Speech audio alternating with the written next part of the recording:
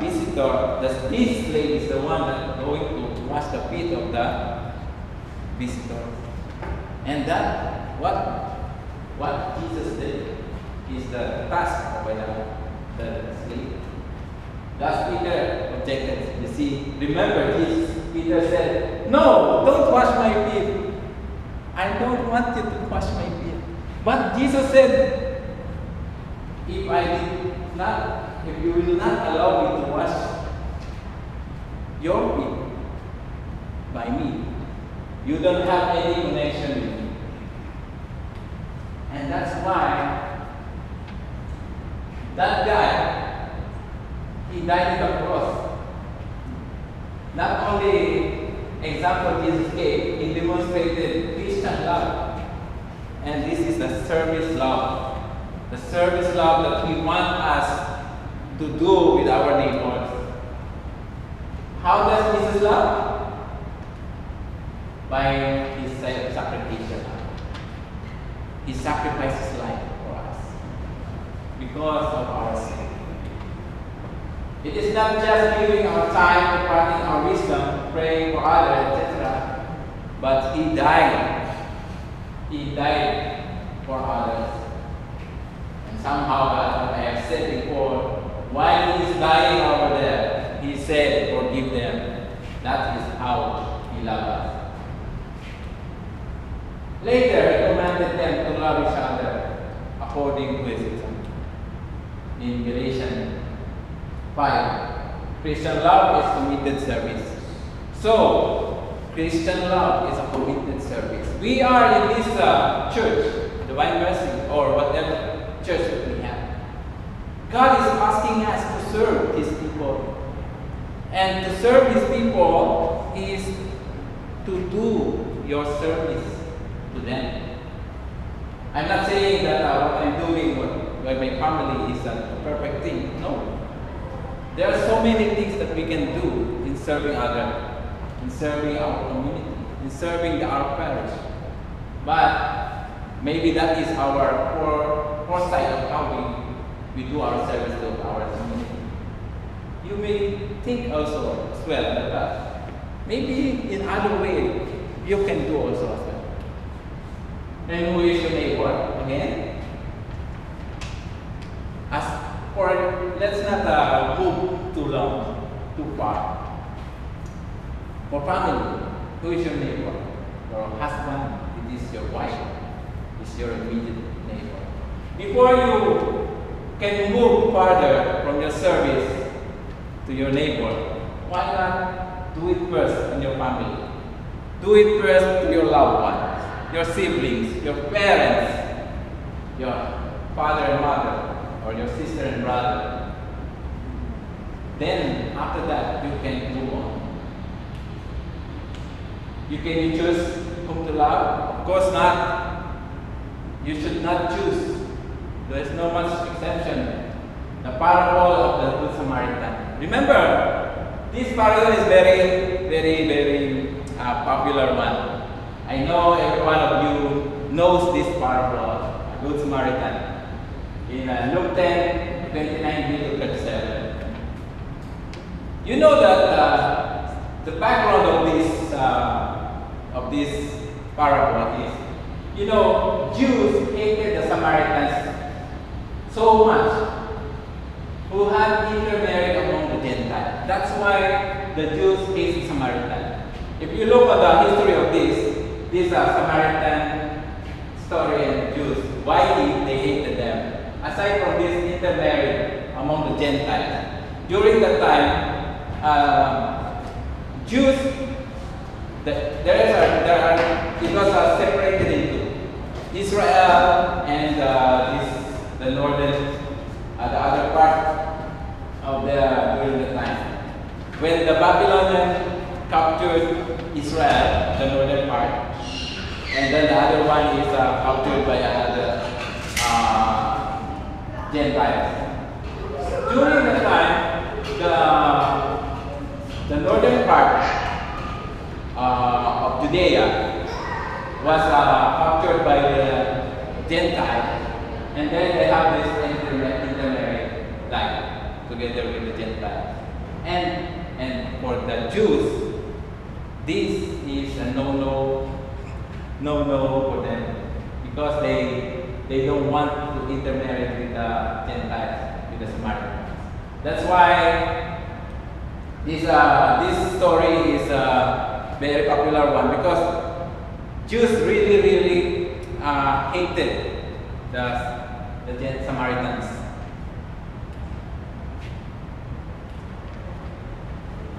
So, what is the implication of this Good Samaritan story? That all men in need of your help are your neighbors. Anybody, no exemption. If you see on that story that there's a man who is robbed and very barely to move. Then the priest come along, we go away, and then another one go away as well. And then came this Samaritan, and he pick him up, bring him to the inn, take care of his wounds. And you know, brothers and sisters, he even told the caretaker of that inn to take care of this man. I will go away. When I come back, I will pay you whatever bill that you have. That is how they want Jesus to express on those that actually the one that asked Jesus during that time is a lawyer. He's a lawyer during that time. But Jesus wants to emphasize here, why the Samaritan? Why not priest, the guy? He wants to emphasize that even the people that hated you most can do good things to those people who really in need. Even how bad or how you hated him, he can still have these good deeds that he can do.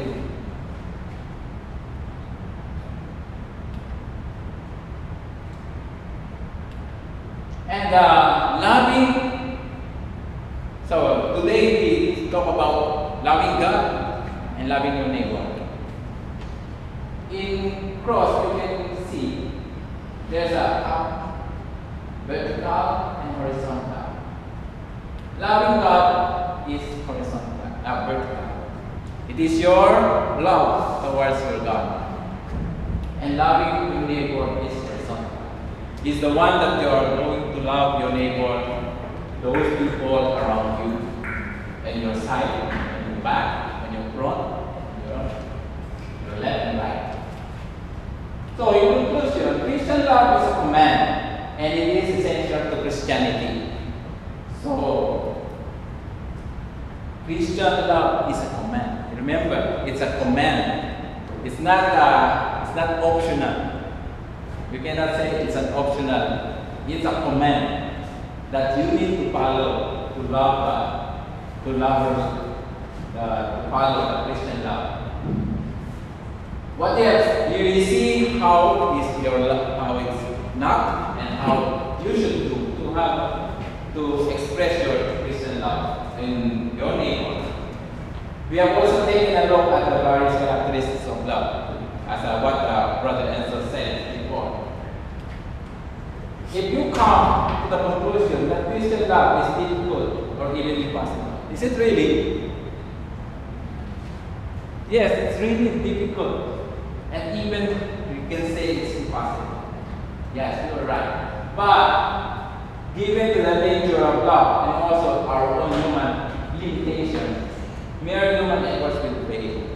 So if you do it alone to love others, surely you will fail. It is impossible without God's help. You cannot do that if you are alone. That's why we need God in our life. That's why God is the one giving us hope. God is the one giving us strength. And God is the one who forgive us forever, whatever wrongdoings that, so that we can move on. But He who commanded us to love also give us the power to love. So God told us to love, and He is the one giving us the power to spread His love. To enable us to love, God made us the power of the Holy Spirit. You know, brothers and sisters, do you believe that the Holy Spirit is within you? Remember during the time that in Pentecost, the Holy Spirit come down to the disciples in a tongue of fire. Now, do you believe that this Holy Spirit that come down to the disciples during that time is also within you? Think about it. Remember, brothers and sisters, when we are being baptized when we are still young, we are baptized as a Catholic. Do you remember? Do you think that the Holy Spirit during that baptism, the Holy Spirit come down on you and goes to you? Brothers and sisters, the Holy Spirit is always in us. From the moment that we are being baptized, the Holy Spirit comes down on us. The only thing is, how can you activate this Holy Spirit within us? And that Holy Spirit turning on thing will be discussed in a sooner slides or sooner talks that will come. That I will not touch on it anymore, but surely from these coming talks, it will be discussed, this Holy Spirit thing. And that, brothers and sisters, thank you very much. May God be praised.